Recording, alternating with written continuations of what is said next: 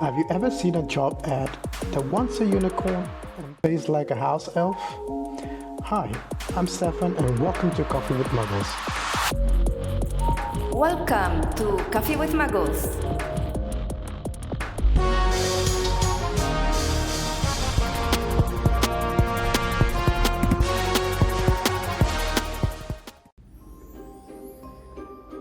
This show is for everyday people who want to make sense of the Muggle culture.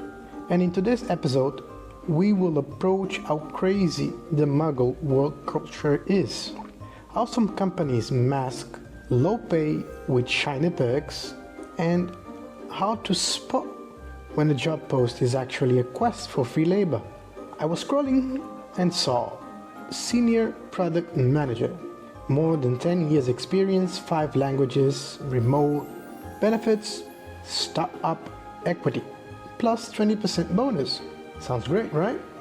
Except the advertised salary range was lower than the market for even junior roles. Now, is this mismatch intentional? Let's see together how to read between the lines. We will start by talking about how companies make a job sound amazing, but quietly hide the truth behind the shiny words. There are a few patterns that keep showing up again and again. One being competitive benefits instead of a clear pay. You see phrases like competitive package or great office perks, but no actual number. These are red flags.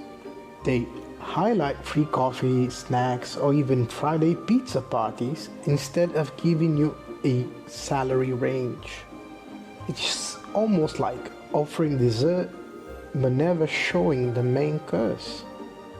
The EU Pay Transparency Directive requires an employer to show the payment range in job offers, either in the job advertisement or before the first interview.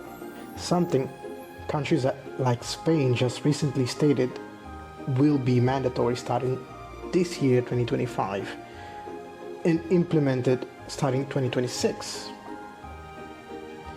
Now I dig in and brought up a couple of more examples for you guys, recent examples, this past month, and they actually say literally what we expect from you.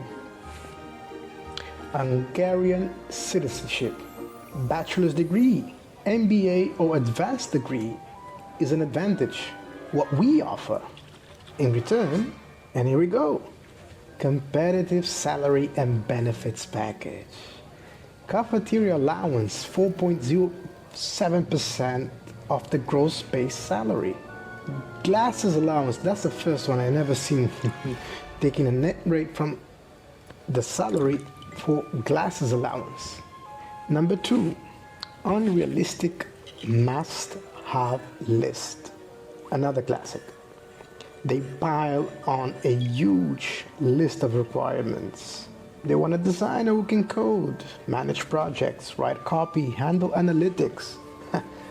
Who knows, even maybe fix the printer too. All for a junior level salary. Come on guys, this is not a job description. That is a wish list. And often it's written by someone who doesn't fully understand what the world actually requires. Look at this. What was your bachelor's university degree? How did you perform in mathematics in high school? How did you perform in your native language in high school? Most of these, you left high school 10, 20 years ago, or even 5 years ago. This should not be a requirement for a job application. Or describe your disability. Yes, I have disability. No, I don't have disability. Or I do not want to answer. It's clear this is an infringement of your rights. If you're not applying for something physical, you're applying for clerk, you're applying for remote work. This is not a question that should be present unless gender, or even worse, the cherry goes to what race category defines you as follow: Hispanic or Latino, white, black or African American, native Hawaiian or Pacific Islander, Asian, and they even go forward as to put in quotes, not Hispanic or Latino Asian, American Indian or Alaska Native, and they end up with 2 or more races. This is just plain and out of sight. I don't want to call it racism, but 100% discriminatory for anyone who's trying to apply. And this in Europe is not common. This is more towards positions that collaborate with American companies, and to be more specific, USA companies. You can also find this line of craziness towards in Europe when I saw a couple of examples, like for example a specific citizens requirement. The other day I saw German passport needed for a remote work that was not even in Germany, or required the German language. At number 3, we have offshoring disguised as global opportunity. This one is more subtle.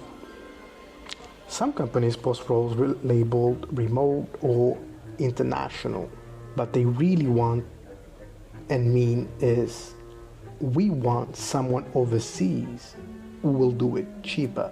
This is also seen as flexible freelance or contract work, but the hours and expectation look exactly like a full-time job, just without the benefits or fair pay.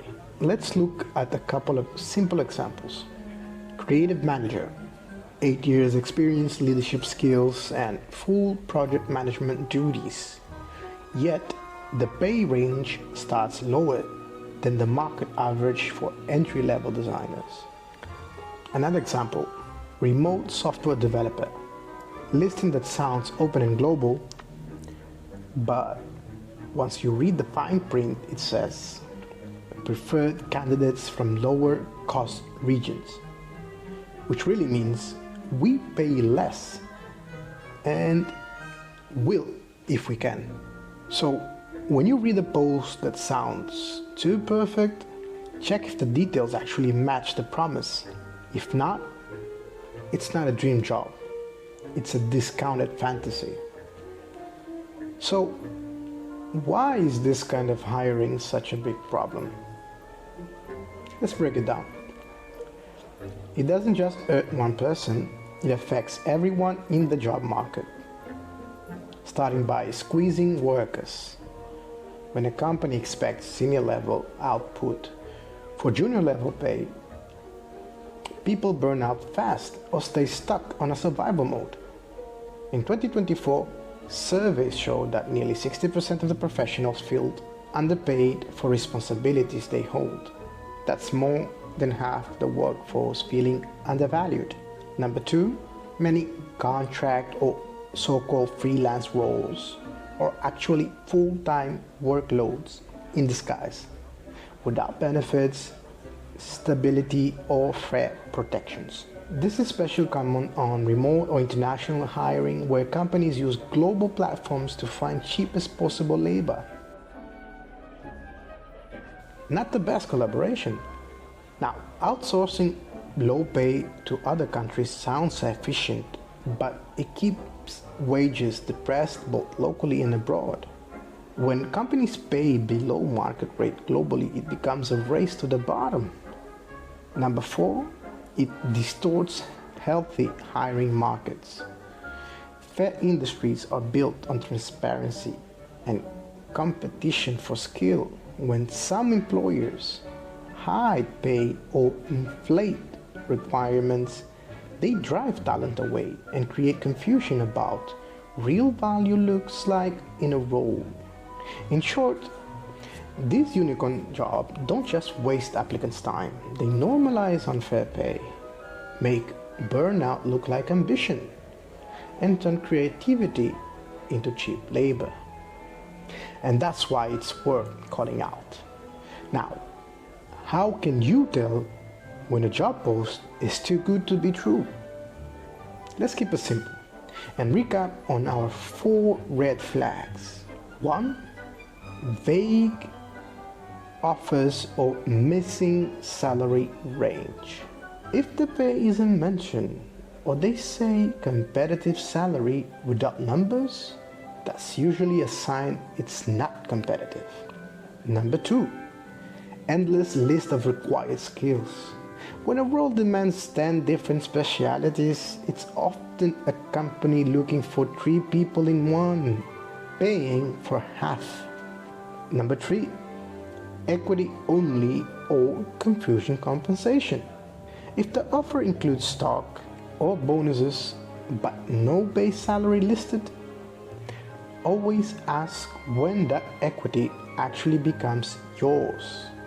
Sometimes later, sometimes never. And number 4, perks that replace pay. Remember, free coffee, gym discounts, the what's so-called fun culture, great extras, but none of those pay rent. Real benefits should add to fair pay, not distract from it. Now, here's what to do when applying. Always ask these 3 questions early on. What's the salary range? How many hours per week are expected?